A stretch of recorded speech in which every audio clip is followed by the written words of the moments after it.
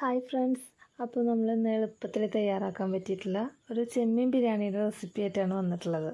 അപ്പോൾ അതിനായിട്ട് നല്ല ചെമ്മീനൊക്കെ നോക്കി വാങ്ങുക കേട്ടോ. എന്നിട്ട് അത് ആദ്യം വറുത്ത് കോരി മാറ്റി വയ്ക്കുക, മസാലയൊക്കെ പരട്ടിയിട്ട് കേട്ടോ. പിന്നെ നമ്മൾ ബിരിയാണിയുടെ മസാലയ്ക്ക് ആവശ്യമായിട്ടുള്ള സവാള, തക്കാളി ഇതെല്ലാം അരിഞ്ഞ് വയ്ക്കുക. പിന്നെ ക്യാരറ്റ് അരിഞ്ഞ് വയ്ക്കുക. പിന്നെ ഇഞ്ചി, വെളുത്തുള്ളി, പച്ചമുളകൊക്കെ കൂട്ടിയിട്ട് ചതച്ച് വയ്ക്കുക. പിന്നെ ആദ്യം തന്നെ നമ്മൾ മസാല ഉണ്ടാക്കുന്നതിന് മുമ്പ് തന്നെ കുറച്ച് സവാള ഒരു ബ്രൗൺ കളറിൽ വറുത്ത് കോരി മാറ്റി വയ്ക്കുക. അതിനോടൊപ്പം തന്നെ നട്ട്സും കിസ്മിസൊക്കെ വറുത്ത് കോരിയിട്ട് മാറ്റി വയ്ക്കാം. ഇനി ബിരിയാണിക്ക് വേണ്ട മസാല തയ്യാറാക്കാം. അപ്പോൾ അതിനായിട്ട് ഓരോ ചേരുവയും വഴറ്റിയെടുക്കണം. അപ്പോൾ ആദ്യം സവാള, പിന്നെ തക്കാളി, പിന്നെ ഇഞ്ചി, പച്ചമുളക്, വെളുത്തുള്ളി ചതച്ചത് എന്നിവ ചേർത്തിട്ട് നല്ല രീതിയിൽ വഴറ്റിയെടുക്കുക. അത് നന്നായിട്ട് വഴന്ന് വരുമ്പോൾ പാകത്തിന് ഉപ്പും പിന്നെ ഗരം മസാലയും ആവശ്യമുള്ളവർക്ക് എരിവ് നോക്കിയിട്ട് കുരുമുളക് പൊടിയും ചേർക്കാം. ഞാനിപ്പോൾ ഇവിടെ കുരുമുളക് പൊടി ചേർത്തിട്ടില്ല.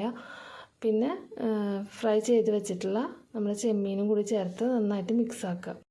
അങ്ങനെ ബിരിയാണിക്ക് വേണ്ടിയിട്ടുള്ള മസാല റെഡി ആയിട്ടുണ്ട് കേട്ടോ.